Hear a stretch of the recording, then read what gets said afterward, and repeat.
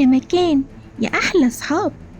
في مدينة جميلة اسمها بغداد كان في ولد شجاع ومغامر اسمه سندباد. سندباد كان بيحب البحر جدا، كل يوم يقف على الشط ويقول نفسي أركب مركب وأسافر وأشوف الدنيا فيها إيه. بس أمه كانت خايفة عليه، يا سندباد البحر غدار خلي بالك.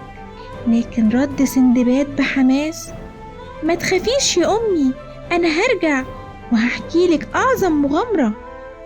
استعد سندباد للرحلة وخد كل أغراضه وودع أمه، وراح سندباد عشان يركب السفينة الكبيرة. ووصل للسفينة وركب، والبحارة رفعوا الشراع. يلا يا رجالة على بركة الله. سندباد كان فرحان جدا جدا. واو، أنا بحلم ولا إيه؟ أنا مش مصدق نفسي، أخيرا هحقق حلمي. فضلوا ماشيين أيام وليالي لحد ما شافوا جزيرة شكلها جميل جدا، أشجار ورملة ذهبية. ندهلهم القبطان وقال يلا يا رجالة هننزل نستريح شوية. نزلوا كلهم من على السفينة وأكلوا وشربوا وضحكوا. سندباد كان مبسوط جدا وقال دي أجمل جزيرة شفتها في حياتي.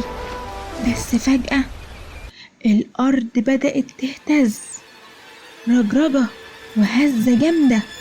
ايه ده؟ الجزيرة بتتحرك! صرخ البحار اجروا بسرعة، دي مش جزيرة. سندباد اتصدم، امال دي ايه؟ يا نهار ابيض، دي مش جزيرة، دي كانت حوت عملاق على سطح البحر. ولما حس بالنار اللي ولعوها صحي مرة واحدة. السفينة بدأت تبعد وتبعد. القبطان صرخ اركبوا السفينة بسرعة.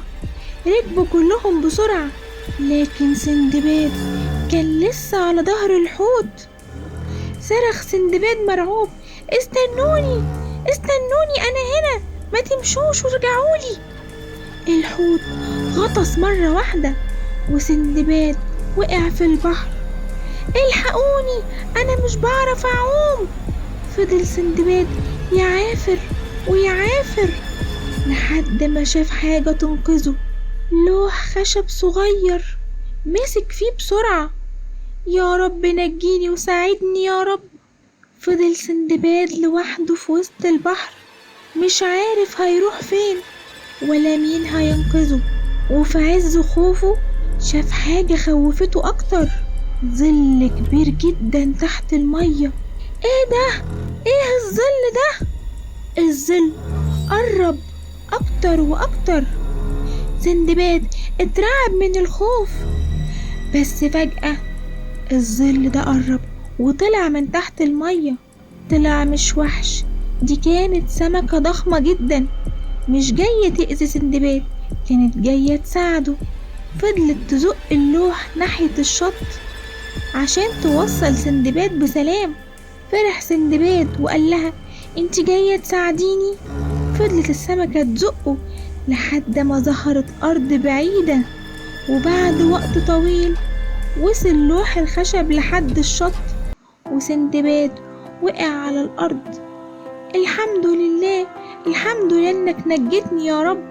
قام سندباد وودع السمكة الضخمة وشكرها، وقام بصعوبة وبص حواليه.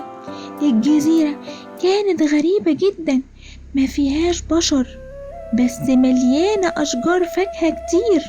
سندباد كان جعان جدا، أكل من الفاكهة وشرب مية صافية.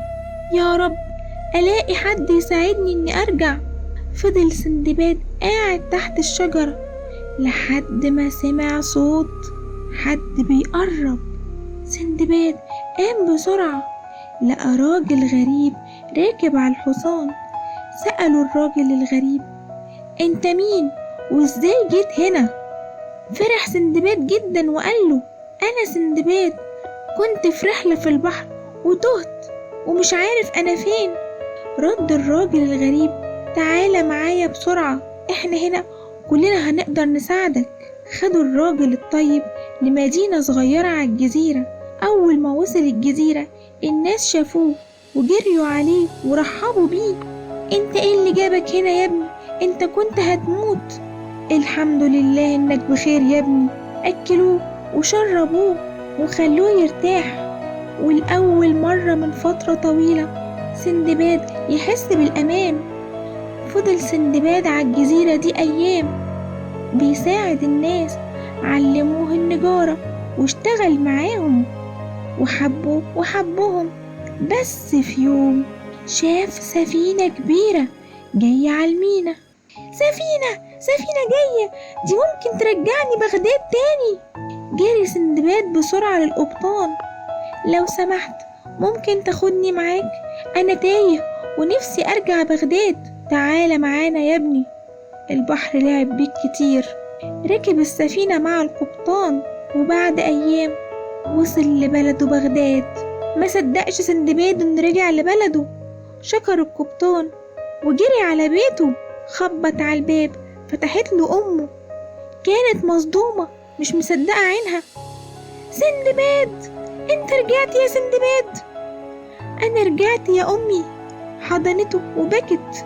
الحمد لله يا ابني، كنت فاكرة إني مش هشوفك تاني. قعد سندباد يبكي ويحكي لأمه كل اللي حصل. بس برضه رد وقال لها دي أول مغامرة يا أمي، بس مش هتكون الأخيرة، لأن سندباد لسه قدامه رحلات أخطر وأعجب.